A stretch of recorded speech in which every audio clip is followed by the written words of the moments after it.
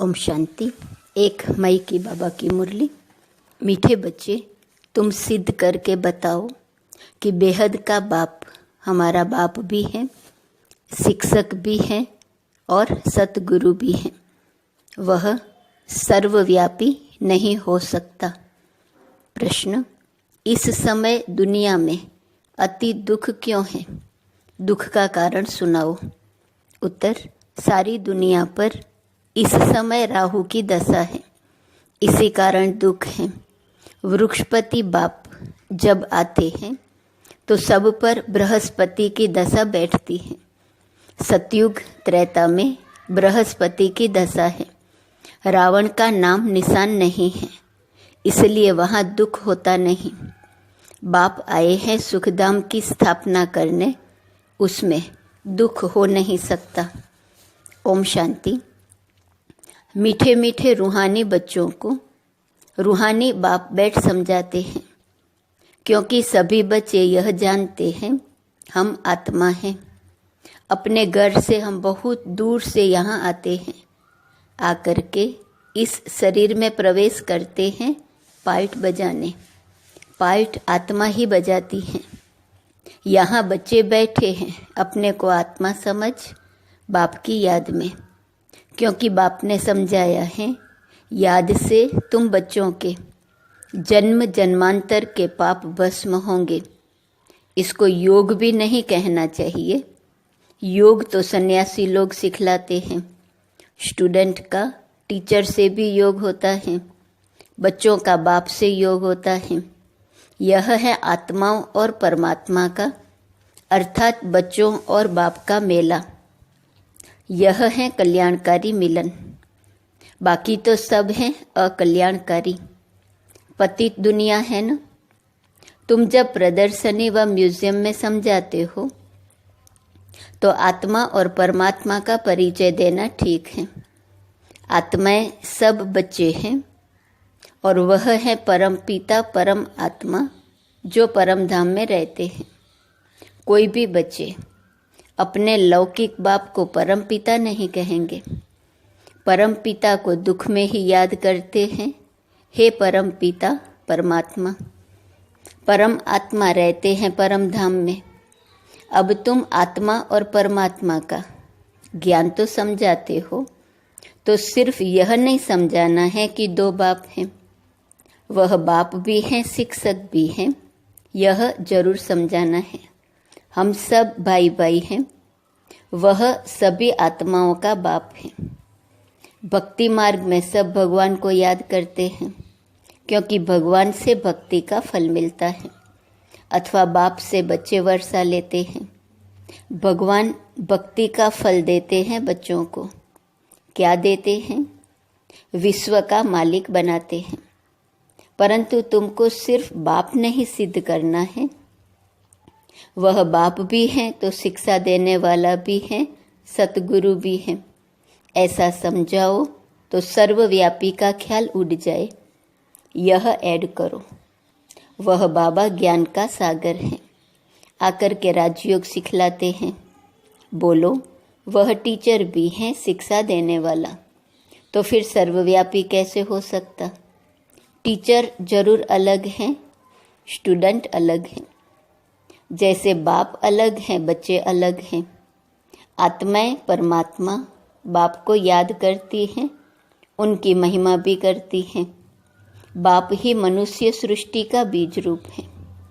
वह आकर के हमको मनुष्य सृष्टि के आदि मध्य अंत का ज्ञान सुनाते हैं।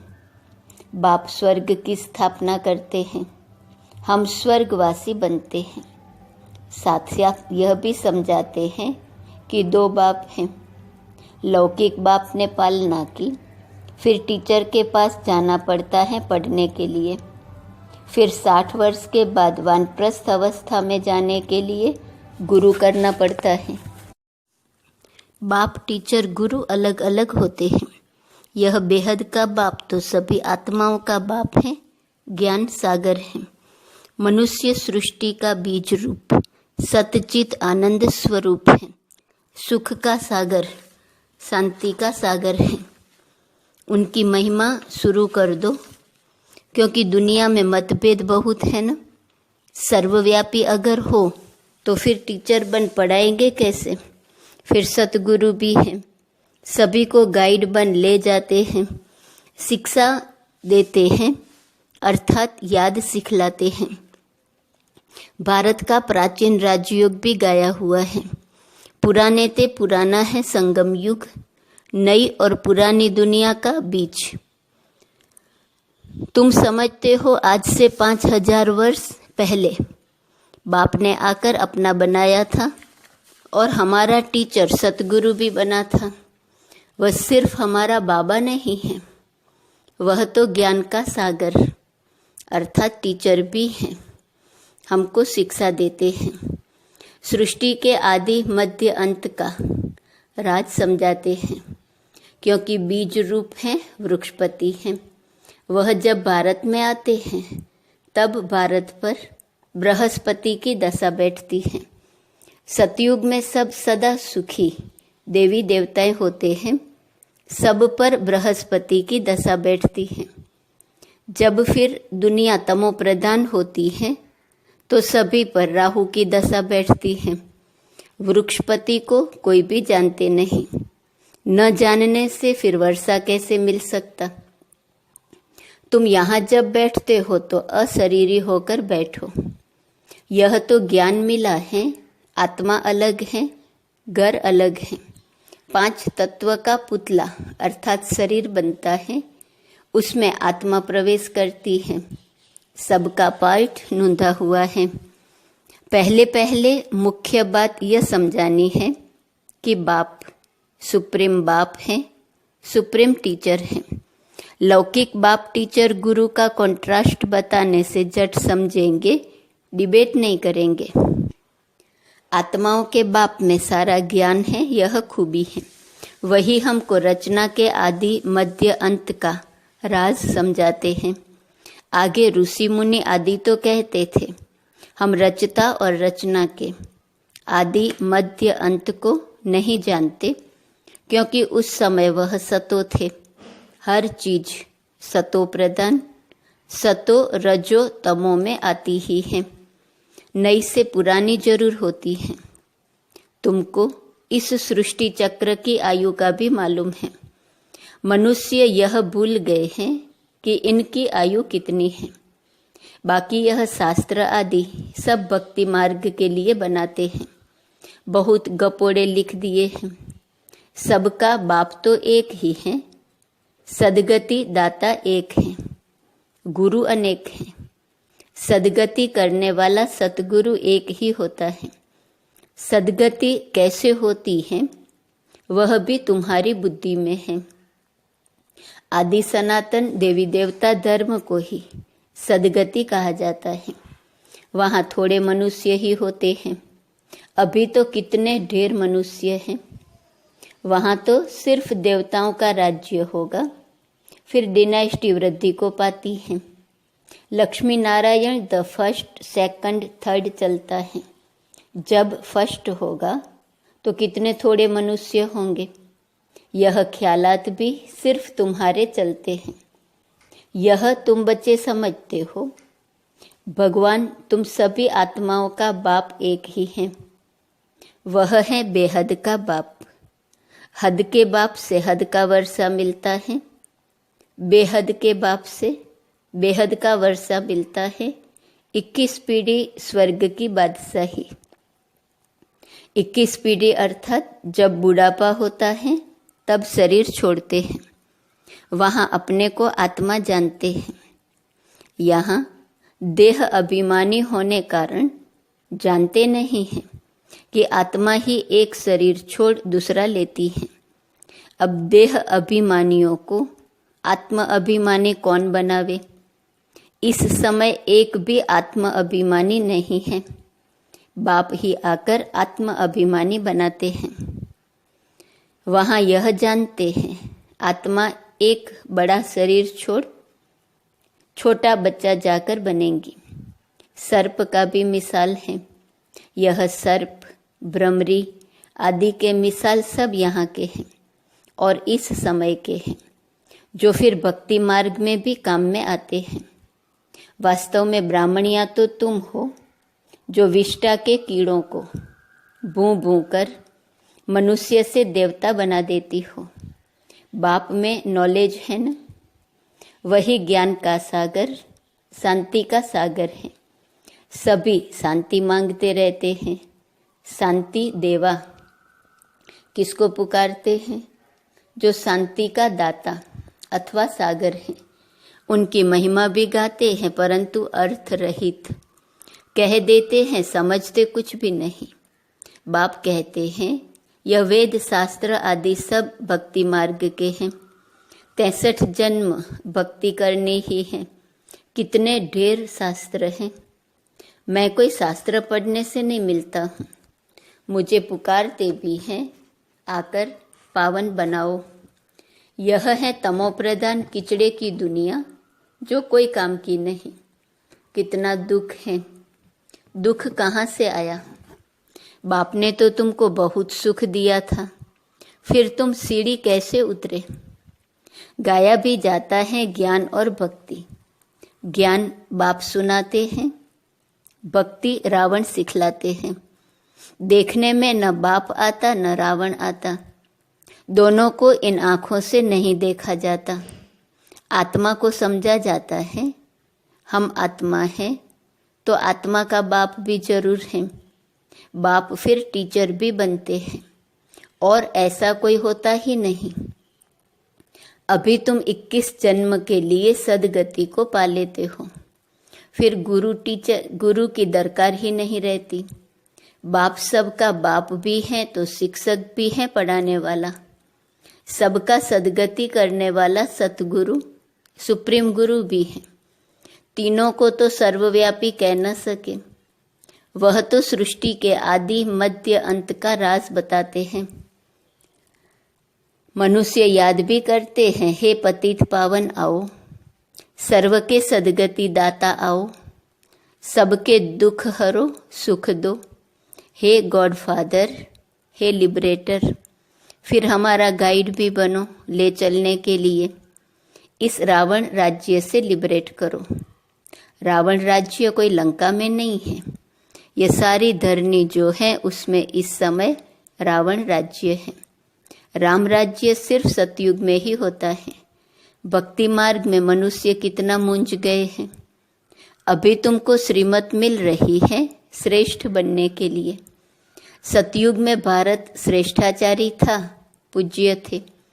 अभी तक भी उन्हों को पूजते रहते हैं। भारत पर बृहस्पति की दशा थी तो सतयुग था। अभी राहु की दशा में देखो भारत का क्या हाल हो गया है। सब अनराइटियस बन पड़े हैं। बाप राइटियस बनाते हैं, रावण अनराइटियस बनाते हैं। कहते भी हैं राम राज्य चाहिए, तो रावण राज्य में है न, नरकवासी है। रावण राज्य को नरक कहा जाता है। स्वर्ग और नरक आधा आधा है। यह भी तुम बच्चे ही जानते हो। राम राज्य और रावण राज्य किसको कहा जाता है? तो पहले पहले यह निश्चय बुद्धि बनाना है, वह हमारा बाप है। हम सब आत्माएं ब्रदर्स हैं। बाप से सबको वर्षा मिलने का हक है, मिला था। बाप ने राजयोग सिखलाकर सुखधाम का मालिक बनाया था। बाकी सब चले गए शांतिधाम। यह भी बच्चे जानते हैं, वृक्षपति है चैतन्य, सत्य चित आनंद स्वरूप है। आत्मा सत्य भी है, चैतन्य भी है। बाप भी सत्य है, चैतन्य है, वृक्षपति है। यह उल्टा झाड़ है न, इसका बीज ऊपर में है। बाप ही आकर समझाते हैं, जब तुम तमोप्रधान बन जाते हो तब बाप सतो प्रधान बनाने आते हैं। हिस्ट्री ज्योग्राफी रिपीट होती है। अब तुमको कहते हैं हिस्ट्री ज्योग्राफी मस्ट रिपीट। अंग्रेजी अक्सर नहीं बोलो, हिंदी में कहेंगे इतिहास भूगोल। अंग्रेजी तो सब लोग पढ़ते ही हैं, समझते हैं भगवान ने गीता संस्कृत में सुनाई। अब श्री कृष्ण सतयुग का प्रिंस, वहाँ यह भाषा थी, ऐसा तो लिखा हुआ नहीं है। भाषा है जरूर, जो जो राजा होता है उसकी भाषा अपनी होती है। सतयुगी राजाओं की भाषा अपनी होंगी, संस्कृत वहाँ नहीं है। सतयुग की रस्म रिवाज ही अलग है, कलयुगी मनुष्यों की रस्म रिवाज अलग है। तुम सब मीराएं हो जो कलयुगी लोक लाज कुल की मर्यादा पसंद नहीं करती हो। तुम कलयुगी लोक लाज छोड़ती हो तो झगड़ा कितना होता है। तुमको बाप ने श्रीमत दी है, काम महाशत्रु है, इस पर जीत प्राप्त करो। जगत जीत बनने वालों का यह चित्र भी सामने है। तुमको तो बेहद के बाप से राय मिलती है कि विश्व में शांति स्थापन कैसे होंगी। शांति देवा कहने से बाप ही याद आता है। बाप ही आकर कल्प कल्प विश्व में शांति स्थापन करते हैं। कल्प की आयु लंबी कर देने से मनुष्य कुंभकर्ण की नींद में जैसे सोए पड़े हैं।